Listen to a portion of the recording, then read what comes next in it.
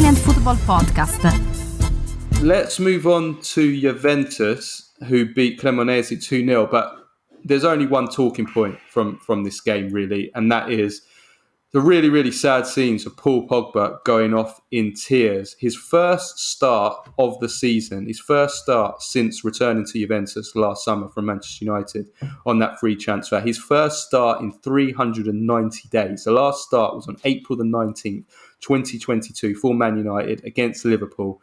But this first start, it only lasted 24 minutes. He tried a clipped ball, and he's pulled a muscle in his thigh. He goes off in tears. Di Maria comes off the bench and consoles him. I mean, first of all, before we look at what this means for his career and his future, I mean, first of all, that was just such a sad sight, wasn't it, Nima? You couldn't help but feel really sorry for him. It was heartbreaking.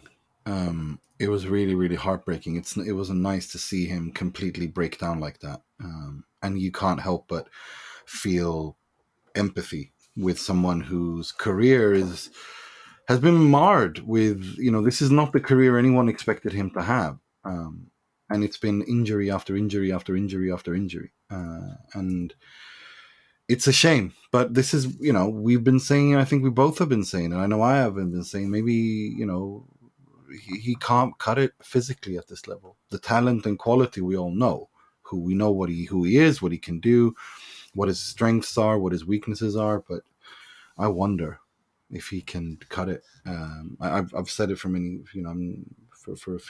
since Juve bought him. I mean, that was on paper. We said it. It's a great signing on paper, but the injuries are a huge question mark. And it started off awfully. Juventus didn't do him any favors. They should have operated him immediately. They didn't. They made it worse. They operated him. He missed the World Cup and all of Juventus season. That was a two-way thing, though. I mean, Juventus, I blame. They should have put their foot down, and they should have said, "Look, we're the bosses. We pay your salary. This is what you're doing, or you don't play for us." They should have said that. But this was Pogba as well. This was Pogba using his influence and his power and his entourage and saying, "Well, I want to play in the World Cup, so I want to do it this way." And then it backfired, of course, and. So they're both to blame as much as each other. Juventus are just as much to blame as Pogba for the way that injury was handled. But the injuries are, I mean, it's not just this season with the injuries. I mean, yes, this season is a total disaster. That was his sixth injury of the season. And he's played just 162 minutes of football this season. They're all been recently, since April, been like very short sub appearances between like 10 and 20 odd minutes long, but that's all he's played. And he didn't make his first appearance till the end of February, didn't make his first start till last night. But it's not just this season. His injury record over recent years is horrific. He's missed over 150 games for club and country in the last 4 seasons. And it's clear now at the age of 30 that his body, it just can't cope with the rigors of top level football anymore. And, his body just is literally falling apart. I mean, to get injured so easily. I mean, he wasn't doing anything exerting yesterday with that ball. It was just a little clipped ball cross, and he pulls a muscle in his thigh. I mean, he wasn't put under any pressure. He wasn't put under stress. He wasn't going for a real sprint. And maybe sometimes people with weak hamstrings, when you go for a real full out sprint, you can pull a muscle in your hamstring. Or people that, like myself, for example, I've got flat feet. And that puts a lot of pressure on my knees and ankles. And when I played, I used to be so susceptible to knee and ankle injuries, because as soon as I just twisted or I didn't land in the right way, I would twist. Some people are injury prone, but with Pogba, it just feels like his body is just given up on him. That's what it feels, because to get injured that easily, I don't know if it can be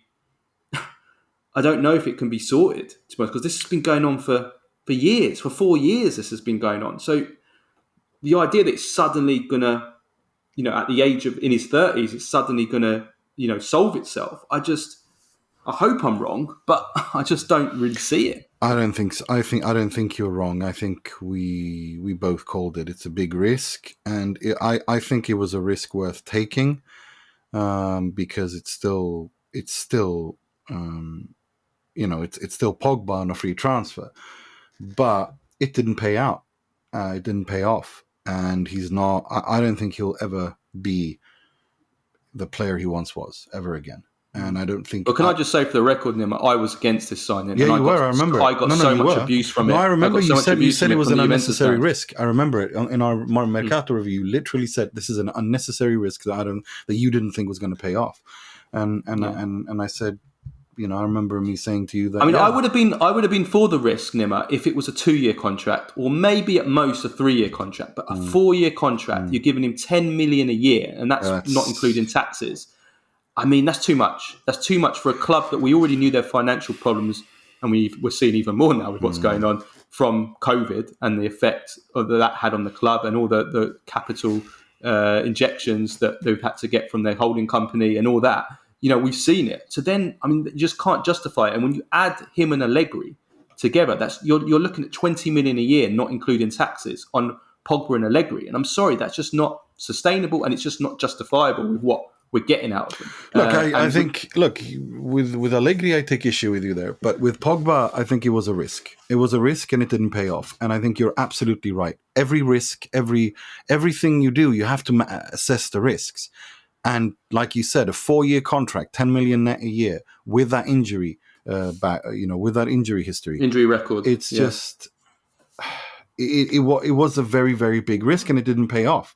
I don't think it will pay off. I think Juve and him will kind of have a talk this summer and say, look, I wouldn't be surprised if he went, like I said a couple of months ago. I think wouldn't be surprised if we saw Messi, Ronaldo, and Pogba in Saudi Arabia. That's sad, isn't it? To see Pogba in Saudi Arabia at the age of 30, that's sad. That is really sad. At that age. I'm not saying, before any of the Saudi Arabian listeners have a go at me, I'm not saying, don't go to Saudi Arabia, but I'm saying at the peak, he should still be playing at, in the peak of his career at 30. To basically, for us here to be sitting here discussing, is his career over? It's sad. Very sad. It's very sad. And I think if we're looking, I know he's achieved quite a bit in his career, but I can't help but feel one of the biggest what ifs is Paul Pogba.